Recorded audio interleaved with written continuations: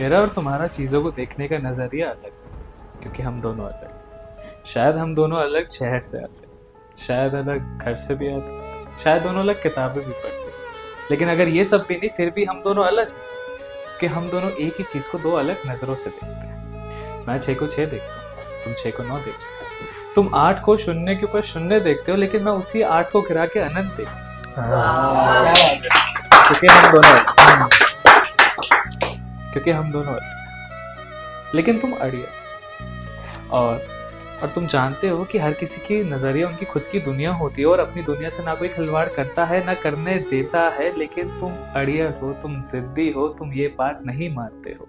तुम सबको अपने नज़रिए सबको दिखाना चाहते हो, लेकिन तुम भूल जाते हो कि कोई भी अपने नज़रिए और अपनी दुनिया से खिलवाड़ करने का हक किसी को नहीं देता है। लेकिन तुम अभी भी नहीं मानते हो। तुम अपने नज़रिए का प्रचार करते हो, तुम सबको चिल्ला चिल्ला के उसको दिखाने की कोशिश करते हो, और प्रचार और उसको बेचने के चक्कर में तुम उसको कहते हो कि तुम्हारे नज़रिए से हर कोई सहमति भरता है। अगर तुम्हारे नज़रिए से हर कोई सहमति भरता है तो मेरे कुछ सवालों के जवाब दोगे क्या? अगर तुम्हारे नज़रिए से हर कोई ताल्लुकात रखता है तो क्यों एक देश दूसरे देश पे बमबारी करता है? अगर तुम्हारे नज़रिए से हर कोई सहमति भरता है, क्यों हमारे ही देश में इतनी भूख, इतनी प्यास, इतनी लड़ाई होती है? अगर तुम्हारे नज़रिए से हर कोई सहमति भरता है तो अमन और चैन कहाँ है?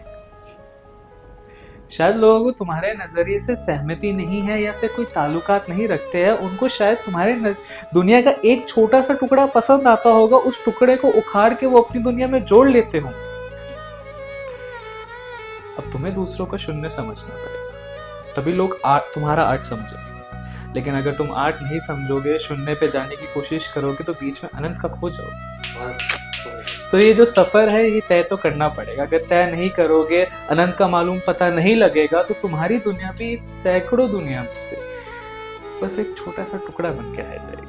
Thank you.